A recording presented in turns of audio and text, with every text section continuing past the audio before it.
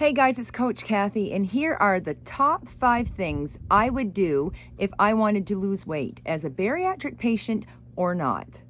So on my social media a few days ago, I said that it is now in a day, and I said it's July 1st. We have half of 2025 smoked, and that means there's only 6 months left. And many of you jumped on board and did a great job starting your health journey and your weight loss journey on January 1st, but not many of you have continued that journey. And that's okay because life happens. We need to cultivate the life that we want to have, not the life that we wish we had.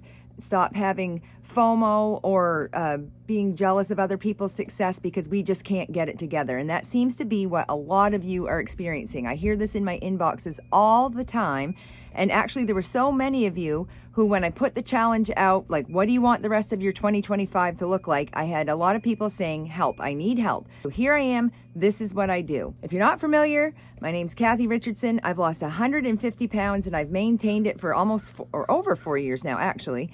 I did have bariatric surgery in 2021, but that is not how I lost all my weight. I also lost 45 pounds before surgery due to intermittent fasting, walking, and eating a low-carb diet. Learned a few things on the way. I became a certified weight loss coach, and I am doing this for free, guys. This channel is not monetized. I am just being the Kathy for people who need me because I needed a Kathy when I first started my journey. So having said that, here are 5 things I would do immediately if I didn't like what the scale says. The first thing I would do every single day is walk. And this is not to say that you can out-exercise a bad diet. You guys know I'm not a fan of that, and you know that I do not like to see exercise as a mean for weight loss. It's a very inefficient way to lose weight.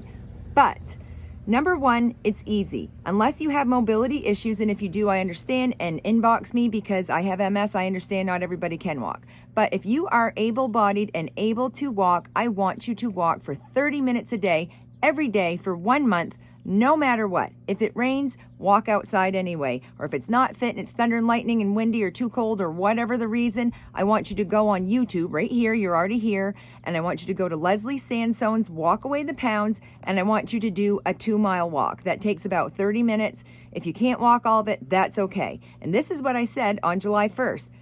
Just start. Start easy, start slow, start simple. You do not need to be balls to the wall, cutting out all your favorite foods immediately. That black or white, all or nothing, dichotic thinking doesn't work. So just make some small, doable changes. And for the majority of you, there's nothing wrong with going for a 30-minute walk a day. I'm more concerned about time over distance. I'm more concerned about time over speed. I just want you outside with sneakers on, hitting the pavement. And what's that going to do is it's going to give you consistency. It's one doable thing you can do every single day that is going to cultivate healthy habits. And because when you're already walking and doing that, it puts you in the mindset to keep going and to focus on number 2, which is to make smart food choices. And what this means is you do not need to follow like a strict keto diet or a strict calorie restriction diet in the beginning. I just want you to start making some smart choices. Having a candy bar every single day is not a smart choice. Polishing off a whole bag of chips by yourself at 11 o'clock at night while doom scrolling is not smart choices.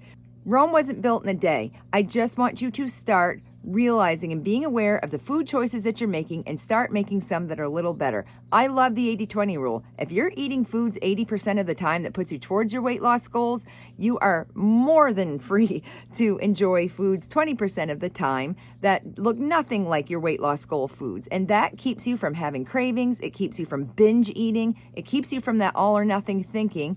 And it just scratches a little itch and lets you keep going for the next week. And I have a whole video on my YouTube channel about the 80-20. Scroll down and find it. If you can't find it, let me know and I will show you where it is. So the third thing I would do every single day, no matter what, everybody can do this, is I want you drinking 80 ounces of water.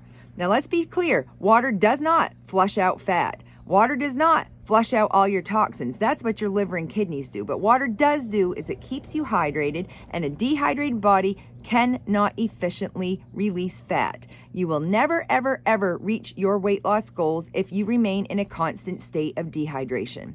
So what 80 ounces looks like, if you have a Stanley, that's 2 of your 40-ounce Stanley tumblers a day. I'm not talking about pounding a gallon of water a day. I'm not talking about drinking your weight, half your body weight. You know, if you're a 400-pound person, you should not be drinking 200 ounces of water. Forget all of that. Let's keep it simple. 80 ounces a day. If you have a mason jar kicking around, fill that up 5 times. There's your 80 ounces. It's going to be 10 8-ounce cups. If you just have a measuring cup and you want to know that you're getting 80 ounces, you're going to fill that 10 times a day. 10 1-cup measuring cups of water. But really, most people have a 40-ounce tumbler. It doesn't need to be a Stanley. You can get a Stanley knockoff at Walmart. I want you drinking 80 ounces of water a day. That's going to keep your muscles from cramping while you are on said walk that you're doing earlier. It's going to help with digestion. It's going to help with sleep. And even better if you can put a scoop of electrolyte powder into that. Don't fear salt. If you don't have electrolyte powders, maybe just put a pinch of pink Himalayan sea salt under your tongue, because that is also going to help with hydration. But that is a non-negotiable every single day, no matter what, 80 ounces of water. So the fourth thing I want you to do is weigh yourself once a week. And this is just to show patterns in weight. I don't want you getting frustrated if you start to gain weight when you're first trying this. That's okay. Maybe you're severely dehydrated, and then once you start drinking that 80 ounces of water a day, you may see the scale go up. If you haven't walked and you've been extremely sedentary for a little while, and then you start walking, your body's going to respond with some temporary inflammation, and you're going to retain a little bit of water weight, and that's okay, because you need to have a long-term outlook on this. This isn't going to happen overnight. Remember, Coach Kathy tells you all the time, if it's fast, it doesn't last. Slow is the way to go. So I want you to weigh once a week. On my Coach Kathy Bariatric Cheerleader Facebook group, we do weigh-in Wednesdays, and that just lets you see patterns in your weight. It does not determine your success or your failure based on what the scale says one day a week. It's more just for accountability and, again, to cultivate healthy habits. Studies show people who weigh once a week keep their weight off consistently. So don't fear the scale. It's only one small biometric of your whole picture of your weight loss journey, but you're not going to know what your weight is doing if you don't weigh. Now, sidebar, you know, I say if I have a butt, it's going to be a big butt. If you have a history of disordered eating, you are free to skip this. But if you don't, and if you're comfortable, please weigh once a week. And the last thing I want you to do is to get 8 hours of sleep a night. All right, I've shared studies on this page about the importance and the direct link between sleep and weight loss. One cannot happen without the other overall and be sustainable.